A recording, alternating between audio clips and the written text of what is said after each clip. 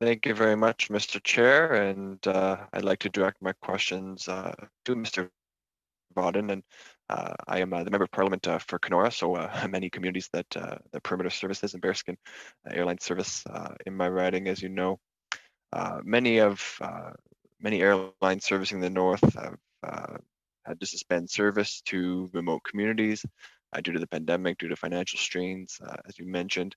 Uh, and for these communities, it's really a loss of a major service and an essential service for many. I believe it also makes it more difficult for many of these northern communities to be prepared for the pandemic, for the second wave, and moving forward beyond that. So I'm wondering if, Mr.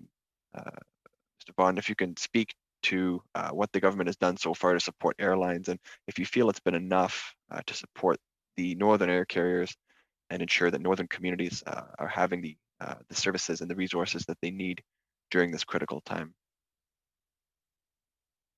Thanks for the question.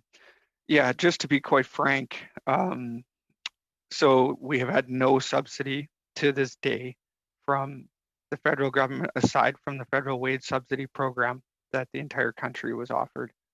There is a subsidy program being pushed by both the provinces working with the federal government.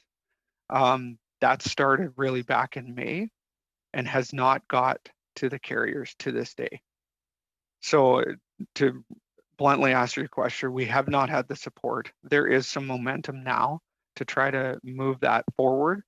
And if we can get those lines of support, we will be able to move to phase one of the recovery plan, which would be reinstating some of this service that we've had to cut for economical reasons.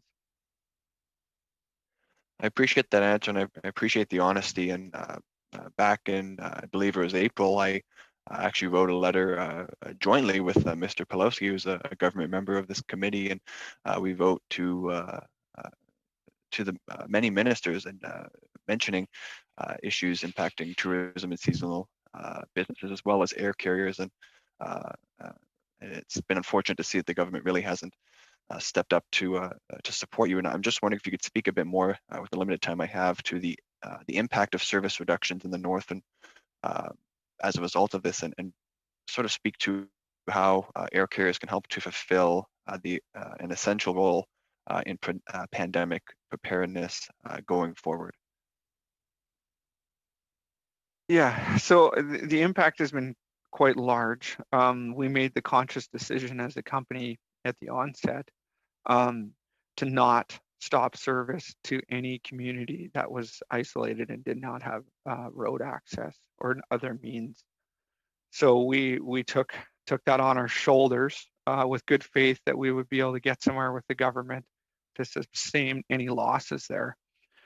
And as for the preparedness for the pandemic comment, we have a number of lanes in place with, particularly in the province of Manitoba and Ontario, to move medical patients, medical supplies, vaccines, things like that, that are ready and historically used throughout time, and even with recently with the flu vaccination movement.